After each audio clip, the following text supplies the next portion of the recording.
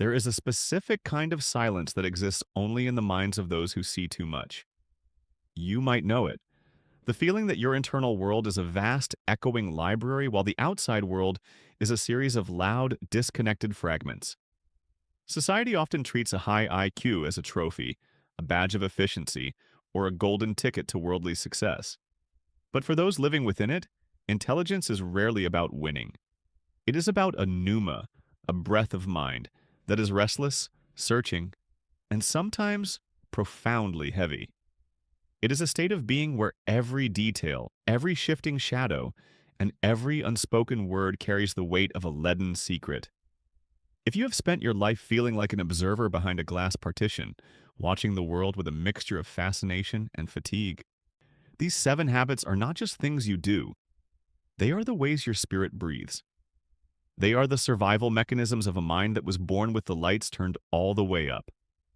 Habit 1. The sanctuary of selective solitude. The first habit of the high IQ mind is often mistaken for coldness, elitism, or social anxiety. It is the deep, non-negotiable need for solitude. While many seek the warmth of the crowd to feel seen, you likely find that the crowd makes you feel invisible. This isn't about hating people, it is about the psychology of overstimulation. When your brain is wired to process every micro-expression, every tone shift, and the unspoken power dynamics in a room, hanging out is not a leisure activity. It is an investigative marathon. Your habit of withdrawal is actually a habit of preservation. You are not antisocial, you are pro-internal.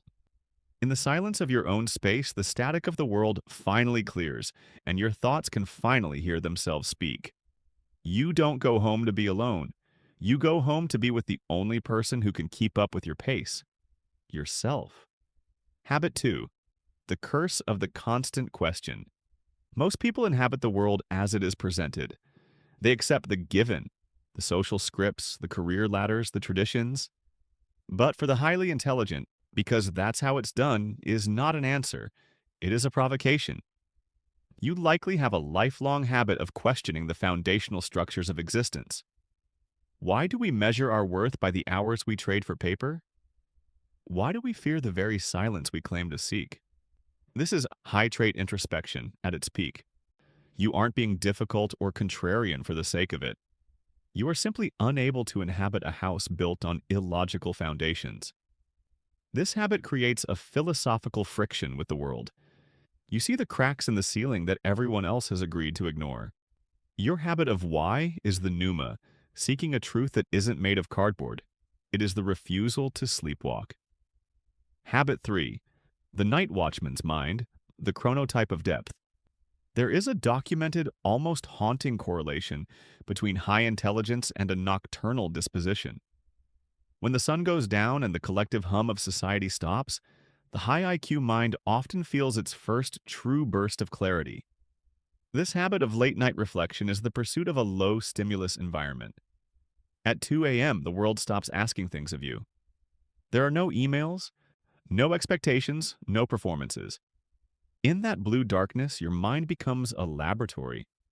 You aren't a night owl by choice. You are a night owl because the day is simply too loud for the depth of your thoughts. You trade the health of the morning for the honesty of the midnight hour. It is the only time the world feels as quiet as you are. Habit 4. The comfort of complexity, the web weaver. Where others seek the bottom line or the simple version, you find yourself leaning into the mess. You have a habit of complicating things, not to make them harder, but to make them more honest. You understand instinctively that truth is never a straight line. It is a web. This habit often leads to what looks like overthinking to an outsider, but to you it is simply cognitive mapping. You are tracing the invisible threads that connect a piece of music to a mathematical sequence or a political movement to an ancient human fear. This habit can be exhausting. It means you can rarely enjoy a simple moment without seeing the 12 layers of meaning beneath it. But it also means you live in a world of high-definition color while others are watching in black and white. You don't overthink. You think until the picture is complete. Habit 5. The observer's distance, the internal locus. Have you ever been in the middle of a celebration or a crisis and felt a strange, sudden detachment? Like you've stepped out of your own body and are watching the scene from the corner of the room? This is the habit of the internal locus of control, combined with high intelligence. You are constantly collecting data, even from your own suffering. This observer effect can make you feel like an alien at your own dinner table, but it is also your greatest sanctuary. It allows you to navigate chaos with a clarity that others lack. While everyone else is drowning in the emotion of the moment, you are calculating the depth of the water and looking for the shore. You are the eye of the storm, the part of the storm that is unnervingly, beautifully still. Habit 6. The intellectual humility of the unknown. A common myth is that high intelligence leads to arrogance. In reality, one of the most profound habits of the truly brilliant is a deep, almost spiritual comfort with saying, I don't know. The more you understand the laws of the universe, the more you realize the vastness of the darkness beyond the campfire. While the world is filled with people shouting certainties, the highly intelligent mind has a habit of nuance. You hold your opinions with a gentle grip, always ready to trade them for a more beautiful, more accurate truth. This habit is often mistaken for indecision or lack of conviction.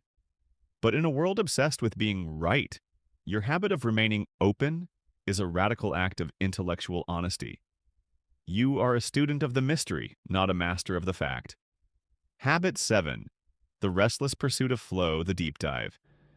Finally, there's the habit of the disappearing. When a highly intelligent person finds a topic that resonates with their spirit, they don't just learn it, they vanish into it. This is the state of flow where time, hunger, and self-consciousness dissolve. You might spend 12 hours researching a niche historical event or mastering a complex skill, forgetting that the physical world even exists. This isn't an obsession or a hyperfixation in the clinical sense. It is a homecoming. For a mind that is constantly bombarded by the shallow noise of daily life, the small talk, the chores, the trivialities, finding a deep topic is like finally finding enough oxygen to breathe. You dive because the surface is too thin to support your weight. We must be honest, these habits come with a cost. The habit of solitude can lead to isolation. The habit of questioning can lead to cynicism. The habit of complexity can lead to paralysis.